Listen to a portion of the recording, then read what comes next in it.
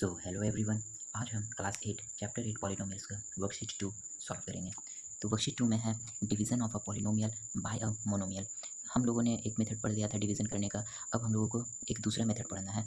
ये हम लोग का मेथड है divide each term of a polynomial bye a monomial. यहाँ देखिए एक वर्ड लिखा है ईच टर्म, हर एक टर्म को डिवाइड करना है। तो वो हम लोग कैसे करेंगे वो देखते हैं, एग्जाम्पल से हम इसे समझने की कोशिश करते हैं। यहाँ एक क्वेश्चन है 6x⁴ minus 8x³ plus 10x² plus 12x, इसे डिवाइड करना है 2x से। तो जिस तरीके से हम लोगों ने क्वेश्चन 1 में सॉल्व किया था उसी तरीके से मेथड यहाँ में वही यूज़ हो रहा है। ये देखिए p/q के फॉर्म में लिख दिए, फ्रैक्शन के फॉर्म में पहले लिखना है तो हम लोगों ने फ्रैक्शन के फॉर्म में लिख दिया।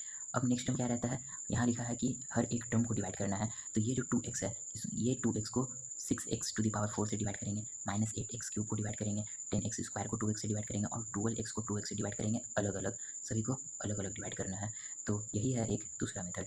तो इसे देखते हैं किस तरीके से सॉल्व किया है।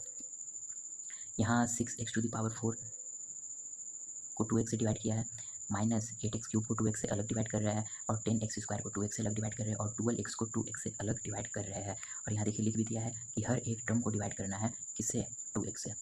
इसका सॉल्यूशन भी अब देख लेते हैं। सबसे पहले नंबर को डिवाइड करना है तो ये 2 और ये 6 आपस में डिवाइड हो जाएगा 3 टाइम्स में। 2 का टेबल में 6 आ गया 3 टाइम्स में। उसी तरीके से अब वेरिएबल को चेक करते हैं। यहाँ x का पावर 1 है और ऊपर न्यूमरेटर में x का पावर 4 है। तो इन दोनों को डिवाइड करते हैं तो ये x पूरी तरीके से कट जाएगा और ऊपर 4 में से 1 चला गया तो कितना बचा, 3। तो ऊपर में 3 बचा। तो वही देखिए इसका सॉल्यूशन यहाँ लिखा है 3x³ 3x³ लिखा है। अब आता है नेक्स्ट टर्म, नेक्स्ट क्या है, माइनस 8x³ बाई 2x। इसे डिवाइड करना है तो 2 और 8 को डिवाइड करते हैं, दोनों एक टेबल में आ जाता है, ये कट जाएगा, सॉल्व हो जाएगा। 2 का टेबल में 8 कितने टाइम्स में आता है, 4 टाइम्स में। तो इसे हम काट के 4 लिख देते हैं। तो यहाँ देखिए 4 लिख दिया है। और x² कैसे आया, तो ये x 1 है, ये एक x कटा और ऊपर में से 3 में से 1 चला जाएगा तो क्या बचेगा, 2x बच रहा है। तो यहाँ में देखिए 2x² माइनस 4x² बन लिख दिया है। उसी तरीके से नेक्स्ट है 2, ये 2 इस 10 को डिवाइड कर देगा 5 टाइम्स में और x इस x को काट देगा, 1 बचेगा यहाँ में। तो यहाँ में भी लिख दिया है 5x।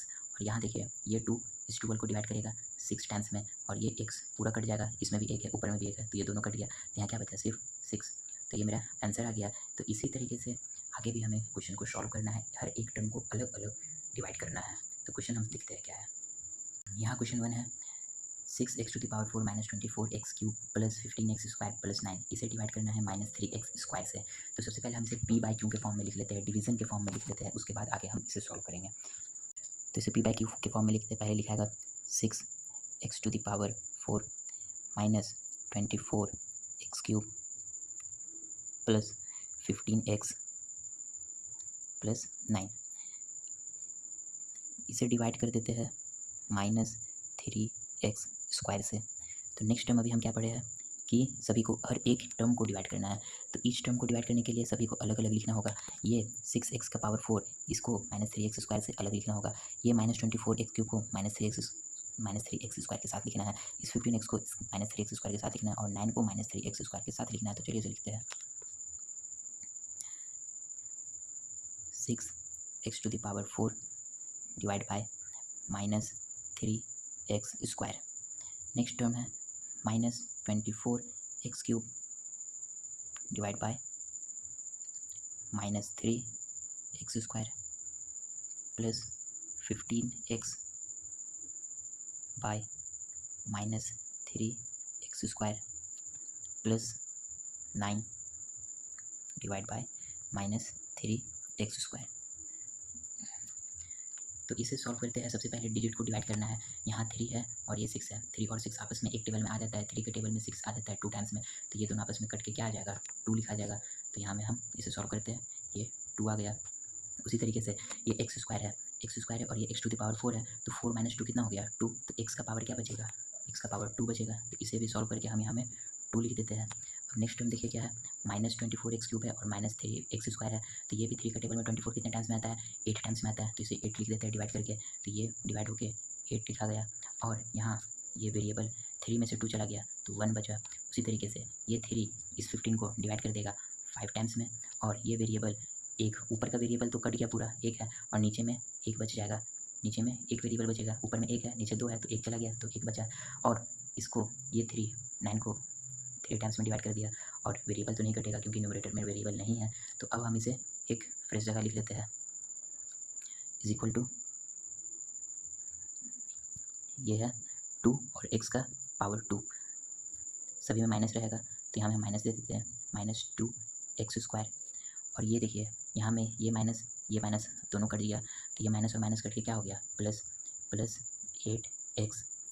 नेक्स्ट टर्म है, यहाँ माइनस बच रहा है, ये देखिए माइनस बच रहा है, तो यहाँ में लिखेंगे -5 डिवाइड बाय x, यहाँ में x भी बच रहा था।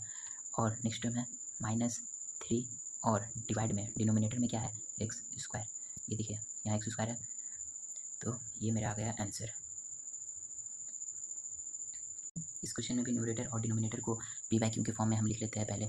यहाँ देखिए -12x plus 22x² minus 16x³ plus 4, divide करना है इसे 2x से। तो सभी को अलग अलग, हर टर्म को अलग अलग डिवाइड करना है। तो सबसे पहला टर्म है -12x, इसे डिवाइड कर देंगे 2x से। उसी तरह 22x² को डिवाइड कर देंगे 2x से, और -16x³ को डिवाइड करेंगे 2x से, और 4 को डिवाइड करना है 2x से। हर एक टर्म को अलग अलग डिवाइड करेंगे। ये 2 16 को कट करेगा 6 टाइम्स में, ये x कट गया, ये 2 22 को कट करेगा 11 टाइम्स में, 11 टाइम्स में डिवाइड हो गया। और ये नीचे का एक x, ऊपर का एक x को कट करने के बाद कितना बचा, 1।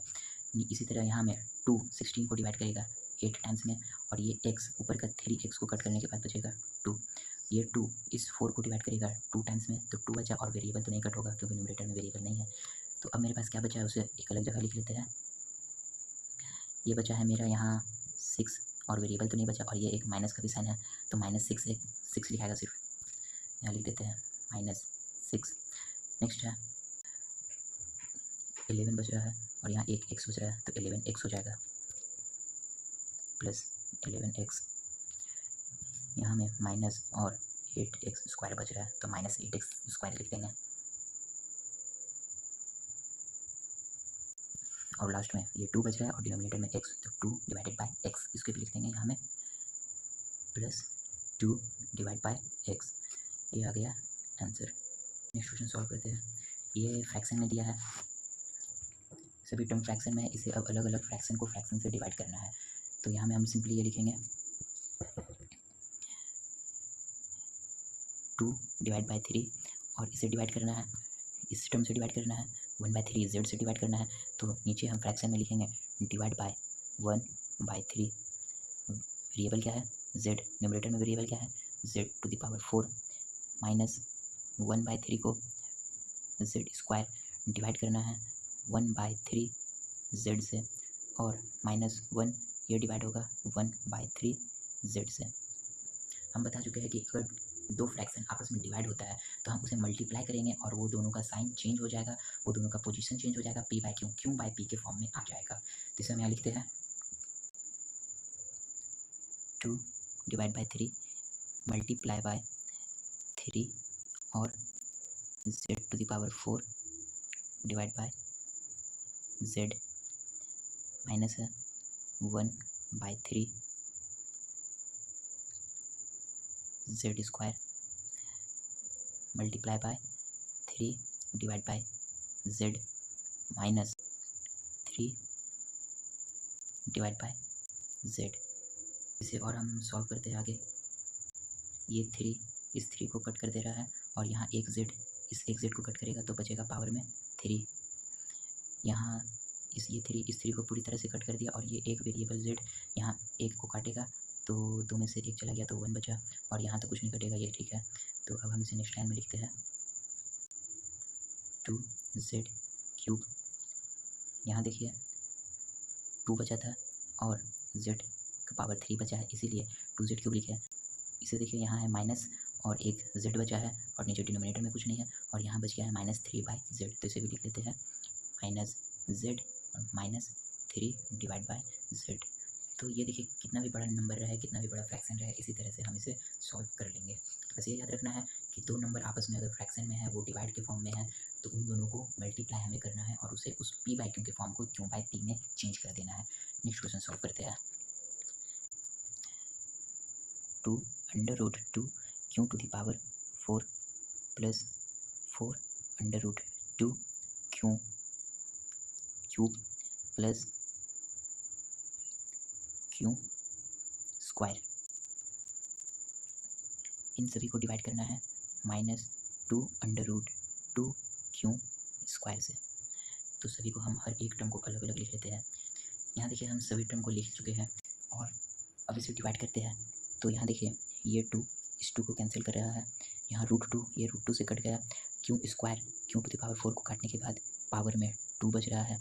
नेक्स्ट टर्म देखिए 2 4 को डिवाइड करेगा 2 टाइम्स में, √2 कैंसिल हो गया, ये क्यू स्क्वायर इस क्यू क्यूब को काटेगा और पावर बचेगा 1। अब यहाँ में तो कुछ कटने का नहीं है नंबर, तो वेरिएबल को कट कर देते हैं। और अब देखिए जो जो बच गया है उस टर्म को अलग जगह हम लिख लेंगे। तो यहाँ देखिए क्या क्या बचा है, माइनस बचा है और क्यू टू द पावर 2 बचा है, तो यहाँ लिख देते हैं -q टू द पावर 2।